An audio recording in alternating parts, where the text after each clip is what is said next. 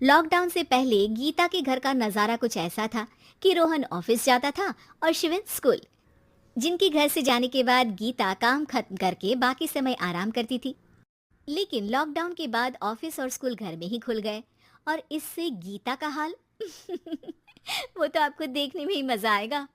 शिविन, ओ शिविन, महाराज उठने के लिए क्या 21 तोपों की सलामी लेंगे? अरे बिस्तर से बाहर निकल, ऑनलाइन क्लास स्टार्ट होने वाली है। अरे तुम भी हद करती हो, स्पीकर की तरह चिल्लाने की क्या जरूरत है? दिख नहीं रहा मेरी कॉन्फ्रेंस चल रही है। अब कैमरा और स्पीकर ऑन कर रहा हूँ, मुझे कोई शोर नहीं चाहिए। इस पर जैसे ही रोहन लैपटॉप का कैमरा और स्पीकर ऑन करता है तभी कुकर की सीटी बजती है। करा लो अब इसे चुप। लॉकडाउन नहीं हुआ, मेरी मौत का फरमान जारी हो गया। दोनों बाप बेटे ने नाक में दम किया हुआ है।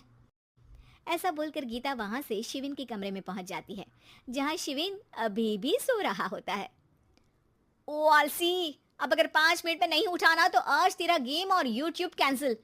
माँ की बात सुनकर शिविन बिना 1 मिनट गंवाए उठ खड़ा होता है। उठ गया, अभी नहाकर भी आता हूँ। ये नाटक कहीं और, मुंह पर गीला कपड़ा मार और पढ़ने बैठ।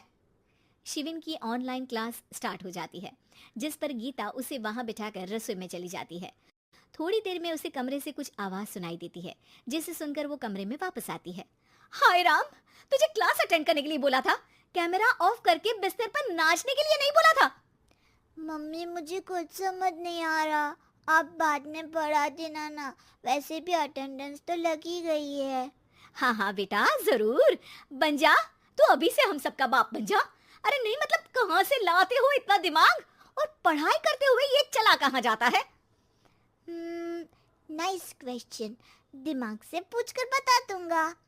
शिविन की बातों से परेशान होकर गीता उसे मारने के लिए जैसे ही आगे बढ़ती है तभी वो कमरे से बाहर भाग जाता है।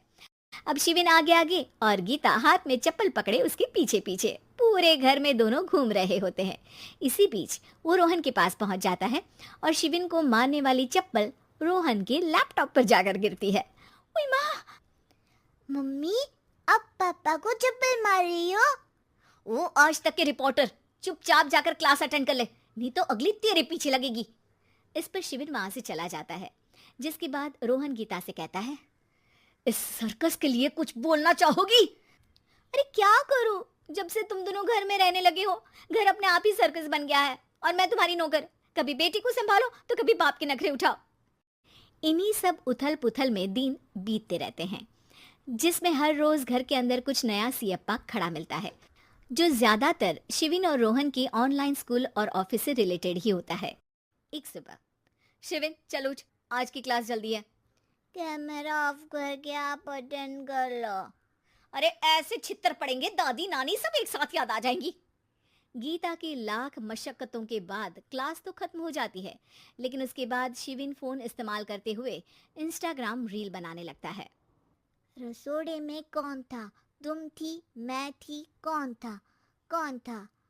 हाँ, मैं गरीब हूँ। अरे ओ गरीब के बेटे, आजा, मैं बनाती हूँ तुझे गरीब। मैं बताती हूँ रसोड़े में कौन था। पढ़ाई करने बोलो तो इनकी माँ मर जाती है, और ये पागलपंतियाँ जितनी मर्जी करा लो। गीता शिविन को डांट रही होती है, तभी रोहन बीच में बोल पड़ता है। अरे बच्चा ही तो है, इतना गुस्सा क्यों कर रही हो? बेटे का साथ देने की इसी एक कोशिश में अब शिविन के साथ साथ रोहन भी गीता के गुस्से की सूली पर चढ़ जाता है। अगर बेटे पर इतना ही प्यार आ रहा है तो इसे क्लास अटेंड क्यों नहीं कराते, इसका होमवर्क क्यों नहीं कराते? उस समय तो बहुत जल्दी मीटिंग आ जाती है, वो काम मैं करूं और यहाँ इस बेफिजुली की चीज में तरफदारी करके बन जाओ महान। हे भगवान, कोई तो इनके ऑफिस और स्कूल खुलवाओ, मैं इन्हें और घर में नहीं सह सकती। अरे कुछ और मांग लेती, क्योंकि तुम्हारी ये विश इस साल तो पूरी होने से रही, कोरोना। हाय नास बेटे ने जिंदगी ही बर्बाद कर दी। खाए कोई पचाए कोई, कल मुझे चुन चुन कर सबको मेरी बद्दुआ लगेगी। उन्होंने दुनिया का और इन बाप बेटे दोनों ने मेरा जीना मुश्किल कर दिया। गीता वहां से चली जाती है, जिसके बाद रोहन शिविन से कहता है, अरे तुम्हारी मम्मी इतनी भड़की हुई क्यों है? आपकी वजह से पूरा समय घर में रहते हो और उस पर कोई काम कराने की जगह बस ऑर्डर देते रहते हो। अच्छा बेटे, सारा इल्जाम मुझ पर, पूरा दिन तो वो तुम पर ही चिल्लाती है। हाँ, मतलब दोनों का 50-50 है, कुछ करना पड़ेगा। वो कहते ना, make the best out of worst. I have an idea. वैसे तुम्हारी माँ सही कहती है, बहुत जुबान चलाने लगे हो, कम बोला करो। अगली सुबह रोहन और शिविन अपनी गलती को सुधारने के लिए गीता के उठने से पहले घर का आधा काम खत्म कर देते हैं, जिसे देखकर गीता खुश हो जाती है और फिर बाकी बचा काम वो तीनों मिलकर पूरा कर लेते हैं। जिसके बाद अब वो सब मिल बांट कर हर काम में एक दूसरे की मदद करते हुए लॉकडाउन का मजा लेने लगते हैं।